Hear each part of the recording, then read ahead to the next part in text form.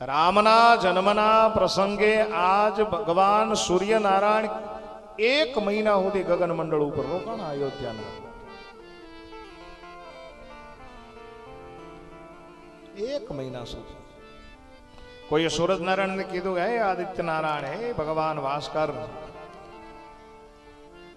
તમે અયોધ્યાના ગગન મંડળ ઉપર 1 મહિના સુધી રોકાણા હતા? ત્યારે એને કીધું, હા, હું આત્મો જ નહોતો. મેરી ભાઈ બહેન, પ્રકૃતિનો નિયમ છે કે સવારે સૂરજને ઉગી જવું પડે, સાંજ પડે એટલે સૂરજને હાથમી જવું પડે. સૂરજ નારાયણને પ્રશ્ન કર્યો કે રામના જન્મ પ્રસંગે 1 મહિનાનો દી થયો? બોલે, હા, હું આથમવાનું ભૂલી ગયો હતો, મેં અસ્ત નહીં હુઆ. કીધું કે ભાઈ, તો પછી પ્રકૃતિએ નિયમ બદલી નાખ્યો એવું લાગે ને, પ્રકૃતિ ફરી ગઈ?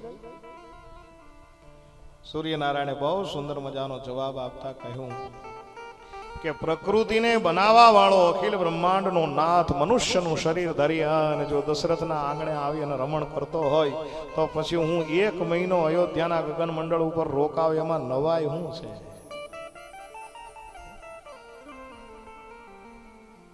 માસ દિવસ કર દિવસ બા મરમ ન જાનહી કો,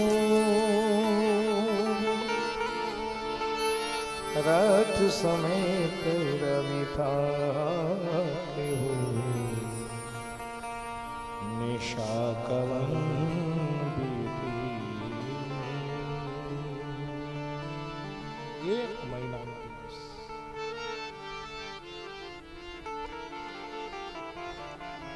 આ રહસ્ય કોઈને ખબર ન પડી.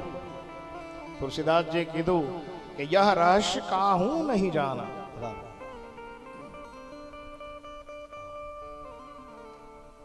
આ રહસ્યની કોઈને ખબર ન પડી કે 1 મહિના સુધી રાત્રિ થઈ જ નહીં. અને હું ઘણી વાર એમ કહું કે ઘણા એક વખત મને પ્રશ્ન કર્યો હતો, શું રાત્રિ જ ન પડી?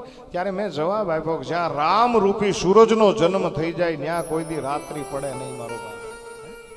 જ્યાં સૂર્ય ઉદય થઈ ગયો છે, રામ રૂપી સૂર્ય જ્યાં છે, ત્યાં રાત્રિને અંધકાર કઈ રીતે હોઈ શકે મેરે ભાઈ બહેન?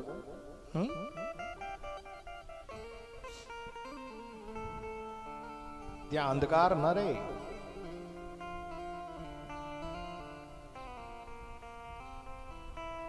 ભગવાન શિવ પાર્વતીને કથા કરતા કરતા કહે છે કે દેવી, રામ જન્મની એટલી બધી સુંદર મજાની રીતે ઉજાણી થઈ છે, આખી અયોધ્યા આજ આમ હિલોળા લે છે. સાગર જેમ ઘૂઘવાટા કરતો હોય એમ આખી અયોધ્યાને રામ જન્મના પ્રસંગની ખુશી છે.